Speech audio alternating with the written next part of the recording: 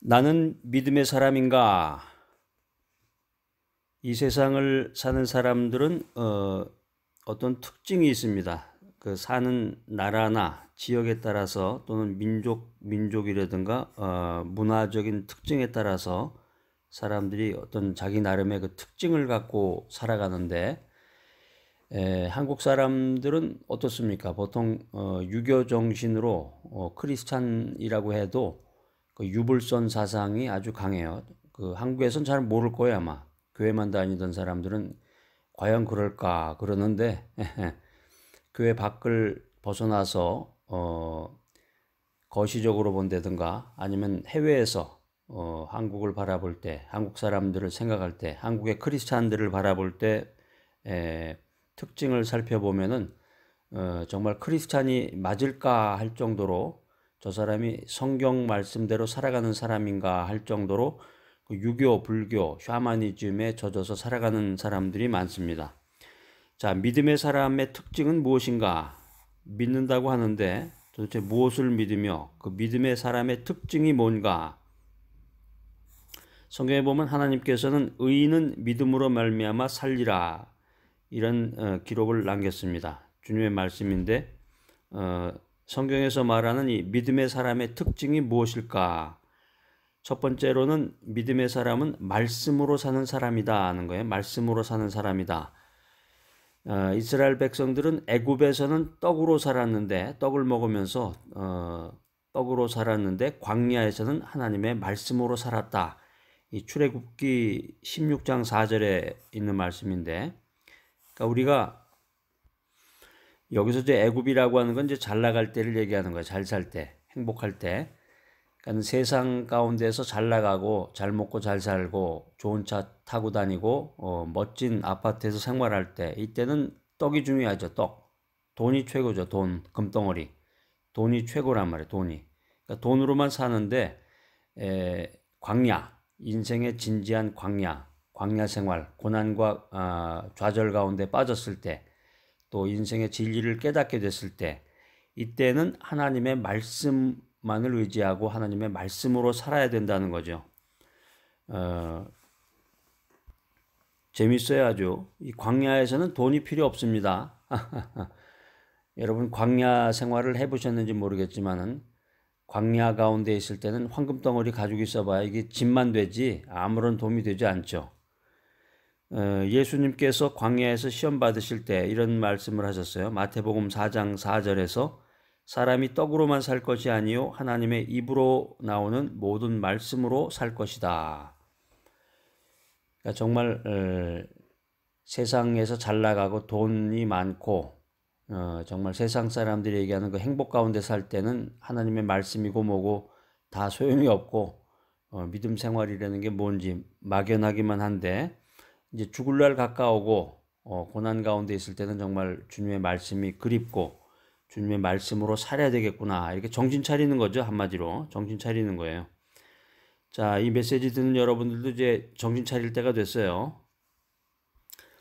마태복음 8장 5절 이하에 보면 이제 그 백부장 이야기가 나와요. 가버나움에서 한 백부장이 예수님의 말씀에 의지해서 자기 하인의 병을 고쳤다 이런 기사가 나오는데 믿음의 사람은 말씀으로 사는 사람이다. 말씀으로 사는 사람이다. 그 다음에 두 번째 믿음의 사람은 꿈을 품고 사는 사람이다.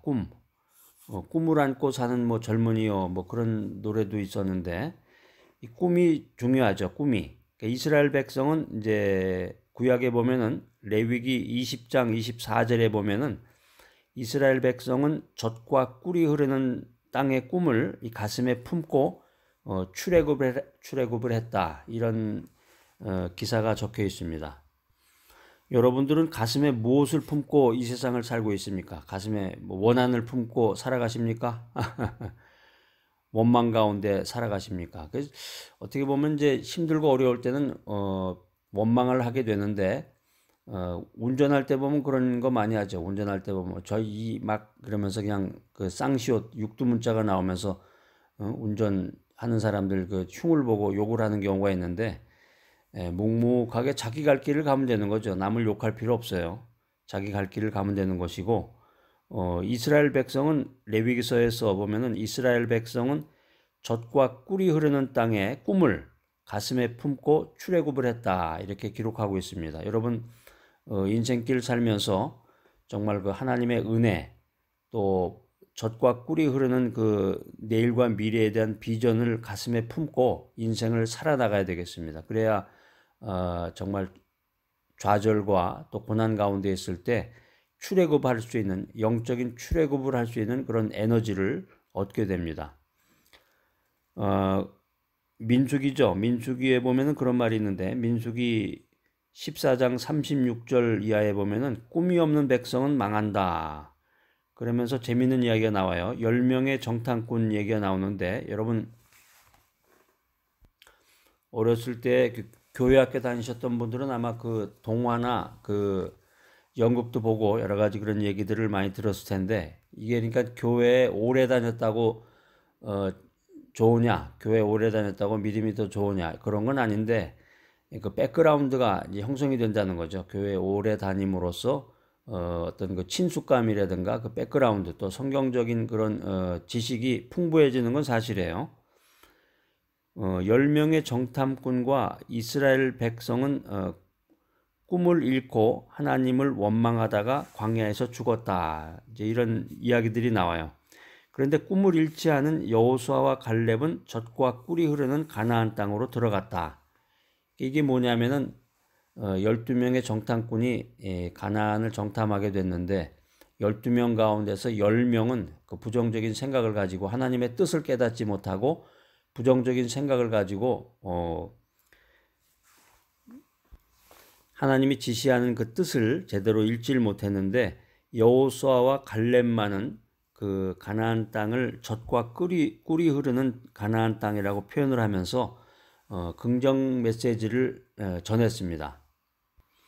우리가 사회생활하다 보면 그런 사람 많잖아요. 꼭 말만 하면 그냥 부정적인 얘기를 하던가 아니면 남의 그 트집을 잡는다든가 그런 사람들이 많은데 우리가 이제 믿음 안에 거할 때 내가 정말 믿음의 사람인가 이렇게 생각을 할 때는 그 긍정의 마인드 또 밝은 생각 이것을 좀 많이 했으면 좋겠습니다. 그래서 꿈을 잃지 않고 여호수아와 갈렙처럼 그 젖과 꿀이 흐르는 가나안 땅으로 들어가는 믿음의 사람이 되라. 이 메시지를 여러분에게 드리고 싶고 십자가를 통해서 우리 마음에 꿈을 품어야 됩니다. 그럴 때 영혼이 잘 되고 범사가 잘 되고 강건하게 되는 그런 은혜와 축복을 받아 누릴 수가 있는 것입니다. 이건 뭐 인간의 그 이성이 발달하고 학력이 높고 가방끈이 길어서 되는 게 아니라 어떤 그런 높은 지위에 있는다고 해서 이런 깨달음을 얻는 게 아니라 성령이 임해야 되겠죠. 성령 충만. 그래서 성령님께서 우리가 십자가를 통해서 이 마음에 품은 꿈을 이룰 수 있도록 능력을 주시는 것입니다. 우리 그 능력의 원천은 성령님이죠. 성령님께서 우리에게 십자가를 통해서 마음에 품은 꿈을 이룰 수 있도록 그 어빌러티를 허락하신다. 능력을 허락하신다 하는 것입니다. 자, 믿음의 사람 세 번째는 언어가 다른 사람인데 이 믿음의 사람이라고 하는 것은 감각적인 말을 잘하는 사람, 또 이성적인 말을 잘하는 사람, 인간의 체험적인 말을 잘하는 사람 이런 사람이 아니에요. 이런 사람이 믿음의 사람이 아니라 믿음의 사람은 오직 하나님의 능력에 의지해서 하나님의 말씀을 하는 사람이다. 하나님의 말씀에 의지하고 하나님의 말씀을 하는 사람이 믿음의 사람이다. 과연 이 사람이 믿음의 사람인가? 여러분 내 자신이 믿음의 사람인가 스스로 한번 물어보세요. 간단해. 믿음을 통해서 변화된 현실이 있느냐는 거죠. 믿음을 통해서 변화된 현실이 있느냐. 그냥 오늘이 어제 같고 내일도 오늘 같고 계속해서 반복되는 생활만 한다. 이래가지고서는 이건 믿음의 사람이라고 할 수가 없겠죠. 믿음의 사람이라는 것은 믿음을 통해서 변화된 현실이 있어야 된다. 더 나아가서 믿음의 사람이라고 하는 것은 입술로 창조적인 고백을 하는 사람이다. 이렇게 말할 수가 있겠습니다. 자, 오늘 이 메시지 듣는 여러분들 한번 여러분들 스스로 한번 물어보세요. 내 자신이 믿음의 사람인가? 내가 믿음의 길을 걷고 있는가?